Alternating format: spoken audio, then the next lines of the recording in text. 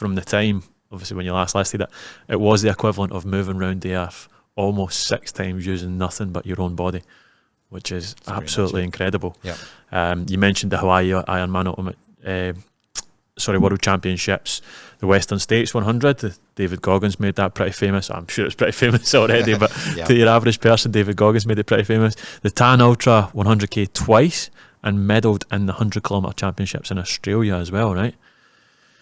Now, I guess that doesn't come without its challenges. What's been some of the rougher moments on that path? Yeah, and again, what I'd love us to talk today about, failure and struggle, and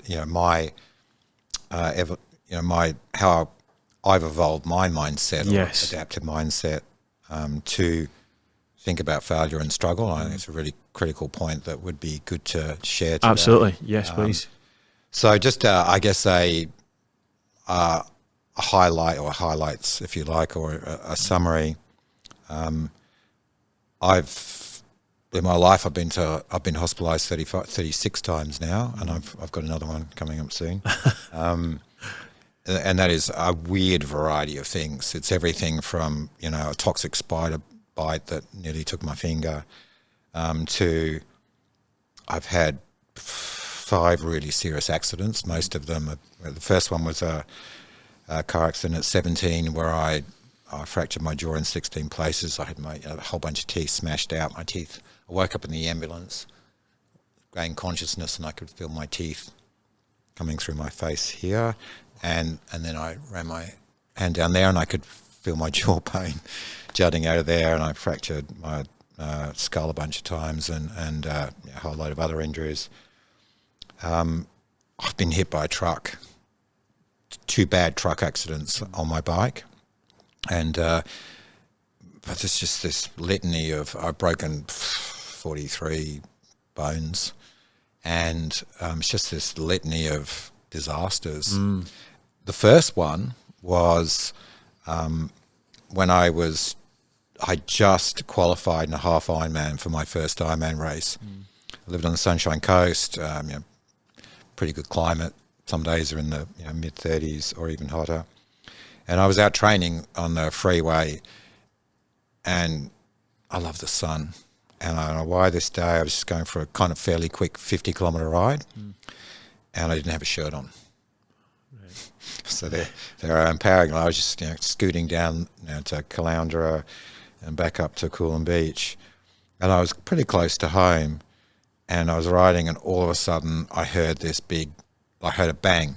And within a fraction of a second, I realised the bang was a truck behind me, a flatbed truck, a whole bunch of scaffolding, and it had hit a big bump in the road, and it had dislodged the scaffolding, and it came down and it hit the truck, but the scaffolding then just literally collected me and the driver behind, who I caught up with some weeks later, said you disappeared out of, like I was driving my car, I saw you get hit, and then you disappeared out of view. As in up the way. Yep. And so I came down, obviously on my back and on my butt. I took a couple of inches of skin off most of my back and then my butt cheeks, and that was pretty painful. I was super lucky, but it was going to take a long time to heal. But I had to. I had 5 months to prep to go from doing a half Ironman, longest distance I'd done, to the first Ironman.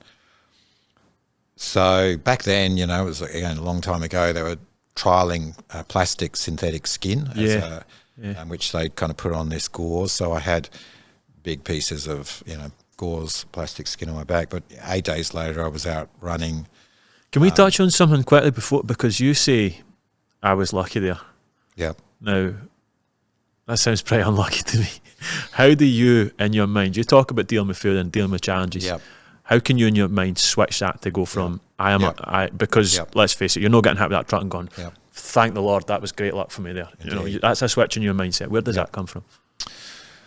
Okay, so can I just first plug my new book? Comes out in 5 weeks' time. Yeah. Hopefully, it's a dramatic improvement on my first book. Which is called Greatness Doesn't Care.